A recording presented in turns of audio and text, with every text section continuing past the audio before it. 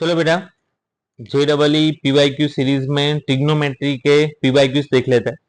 अब आपको सब में जो जो गिवन होता है उसका कुछ ना कुछ बेटा मतलब होता है, तो सारे पोर्शन आप ध्यान से देखोगे क्योंकि उसमें कोई गलती ना हो जाए।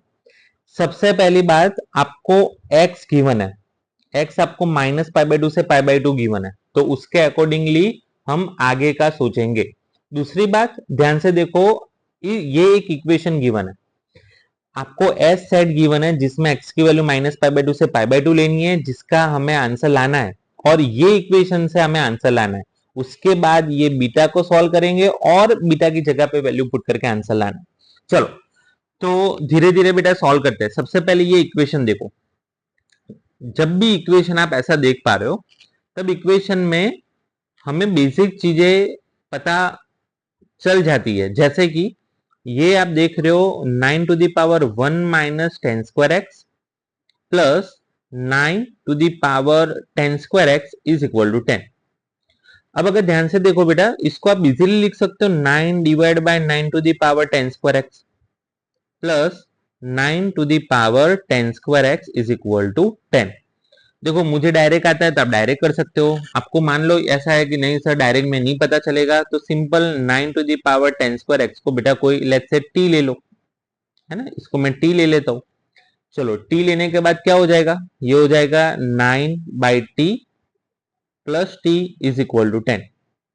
तो इसको लिखेंगे 9 plus t square is equal to 10t, मतलब t square minus 10t plus 9 is equal to 0। तो यहाँ पे बेटा दो फैक्टर पड़ेंगे, चलो यहाँ पे लिख देते हैं, यहाँ पे दो फैक्टर पड़ेंगे, ये हो जाएगा t minus 9 and t minus 1 is equal to 0। तो t की वैल्यू हो गई बेटा 9 एंड t की वैल्यू हो गई 1। एक्चुअली n की जगह पे हम और यूज कर रहे हैं क्योंकि ये सारी वैल्यू हो सकती है। ठीक है, अब अगर हम डिस्कस करना चाहे तो एक्चुअली t हमने क्या लिया है, 9 to the power 10 square x is equal to 9, और इसके लिए डिस्कशन करें बेटा तो 9 to the power 10 square x is equal to 1। चलो बेटा, अब ये सोचने वाली बात है कि अब क्या करें हम, आप कैसे सॉल्व करें। तो ये पोर्शन ध्यान से देखो और ये पोर्शन ध्यान से देखो, हमें कुछ भी करके बेटा x की वैल्यू लानी है, क्यों, क्योंकि हमारा गोल ही ये है। ठीक है, चलो 9 टू दी पावर क्या होगा, तो बेटा आंसर 9 आएगा, तो होपफुली 9 टू दी पावर 1 होगा तभी आंसर 1 आएगा ना, है ना। ध्यान से देखो, 9 टू दी पावर 1 होगा तभी आंसर 1 आएगा। तो यहां से मुझे ये पता चल रहा है कि भाई 10 square x is equal to 1 होना चाहिए। अगर 10 स्क्वायर एक्स बेटा 1 है तो कंपलसरी 10x को मुझे प्लस और माइनस 1 करना पड़ेगा। अगर 10x बेटा प्लस और माइनस 1 है, मैंने हमेशा बोला है कि जब भी स्क्वायर रूट करो तो प्लस और माइनस ही लिखो जब अननोन वैल्यू हो, जब आप फाइंड कर रहे हो। तो अब आप ये x देखो बेटा ध्यान से, क्योंकि आप फटाफट देखो स्पीड में होते हो तो x इज इक्वल टू π/4 लिख देते हो, लेकिन यहाँ पे उन्होंने स्पेसिफाई बोला है कि x की वैल्यू -π/2 से π/2 में है, मतलब x की वैल्यू कौन सी सेटिस्फाई करेगी, दो वैल्यू सेटिस्फाई करेगी बेटा। एक तो -π/4 में भी -1 आता है, प्लस π/4 में +1 आता है, ये दोनों वैल्यू बेटा आपको सेटिस्फाई करेगी। ठीक, अब ये दूसरा पोर्शन देखो ध्यान से, 9 की मैं कितनी पावर कर दो तो बेटा आंसर 1 आएगा, तो ये तो इजी है कि सर 0 पावर कर दो तो आंसर 1 आएगा। तो 10 square x is equal to 0, तो 10 भी 0 होगा। 10 0 कब होता है, जब x की वैल्यू बेटा 0 होगी। ठीक है, तो देखो ये अभी हमने फर्स्ट पोर्शन सॉल्व किया है कि find the value of x, उसमें हमें x की तीन वैल्यू मिली, 0, -π/4 प्लस π/4। अब ये दूसरा पोर्शन देखो, दूसरा पोर्शन आपको क्या बोल रहा है बेटा, दूसरा पोर्शन ये बोल रहा है कि you have to find this beta, और बीटा क्या है, x की जो जो वैल्यू सेट S में है उन सभी के लिए 10 स्क्वायर x/3 फाइंड करना है। ठीक है, तो अब हम कुछ ऐसा लिखते हैं, मैं थोड़ा मतलब जगह बचाने की कोशिश कर रहा हूं जिससे आपको थोड़ा ज्यादा अंदाजा आए। चलो, ये समेशन बेटा 10 स्क्वायर x/3, उसमें x की जगह पे आप क्या क्या पुट करोगे, एक बार 0, π/4 -π/4 सभी का सम करना है। तो एक तो 10 स्क्वायर 0, उसमें तो कोई दिक्कत नहीं है, प्लस 10 स्क्वायर पाई बाय 4 उसमें भी कोई दिक्कत नहीं है, प्लस 10 स्क्वायर, सॉरी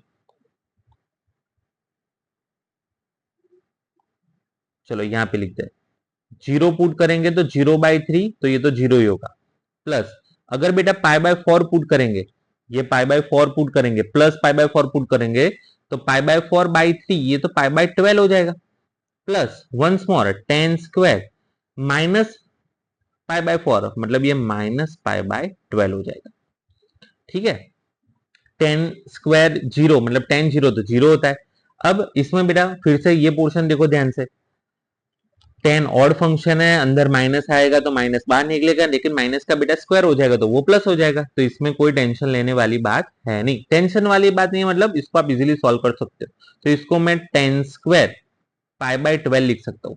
अब बेटा पाई बाय 12 क्या है, तो आपको नहीं समझ में आता है तो पाई बाय 12 सॉल्व कर लो। भाई पाई बाय 12 क्या होगा, 180 बाय पाई कर लो, तो आपको फटाफट थोड़ा अंदाज आएगा, 630 हो गया, ये 2 हो गया, तो ये 15 आएगा बेटा, तो ये तो 10 स्क्वायर 15 है। ठीक है, अब होपफुली आपको ये सारी वैल्यू भी पता होनी चाहिए, तो इजी रहता है, मतलब फटाफट आप सॉल्व कर सकते हो। तो ये 2 माइनस रूट 3 का होल स्क्वायर होता है बेटा, 75 होगा तो वो प्लस होगा। चलो इसको थोड़ा सॉल्व करते हैं, तो ये हो जाएगा 4 माइनस 2√3, मतलब 2 टू जा 4√3, 4√3 एंड प्लस 3, ऐसा कुछ। तो 2 टाइम्स ये हो जाएगा 7 माइनस 4√3, ये आपकी वैल्यू आई बेटा बीटा। चलो हम हाईलाइट कर लेते हैं, थोड़ा आपका मिक्स हो गया होगा, इसलिए मैं बता देता हूँ, ये आपकी हो गई बेटा बीटा की वैल्यू। ठीक है, चलो अब ध्यान से देखो, हमें फाइंड ये करना है, ये हमें फाइंड करना था 1/6 बीटा माइनस 14। अगर आप ध्यान से बेटा बीटा को देख सको, ध्यान से बीटा को देख सको, तो बीटा है एक्चुअली 14 माइनस 8√3। ठीक है, तो बीटा की जगह पे हम क्या पुट करेंगे, 1/6 बीटा की जगह पे 14 माइनस 8√3 एंड माइनस 14 का होल स्क्वायर, तो ये दोनों बेटा डिस्काउंट डिस्काउंट हो गया, अब जो बचा उसका स्क्वायर कर लो, क्योंकि फाइनली हमें आंसर तो लाना पड़ेगा। तो स्क्वायर करने में क्या आंसर आ रहा है, 1/6 बेटा एज इट इज, माइनस का प्लस हो जाएगा, 8 का 64 इंटू 3 हो गया, चलेगा।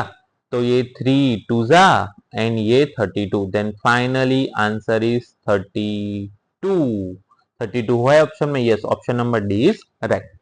ये फाइनली ऐसा हो गया, लेकिन मैंने आपको एक एक पॉइंट अच्छे से समझा है,